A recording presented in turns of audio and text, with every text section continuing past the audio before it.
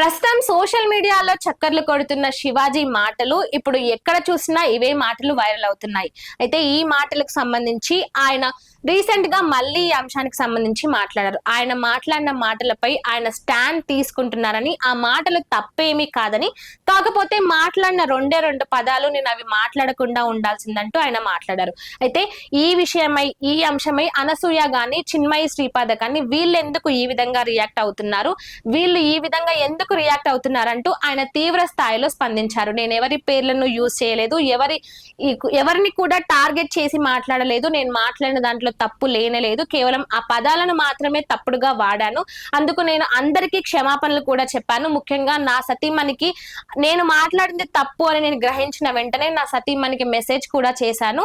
ఇక ఈ అంశమై ఎవరు ఎంత పెద్దగా చేసినా కూడా నేను దానికి నిలబడి మాట్లాడతానని, నేను చేసిన తప్పు లేనే లేదంటూ ఆయన మళ్ళీ రీసెంట్ గా ఇటు సోషల్ మీడియాలో మాట్లాడారు.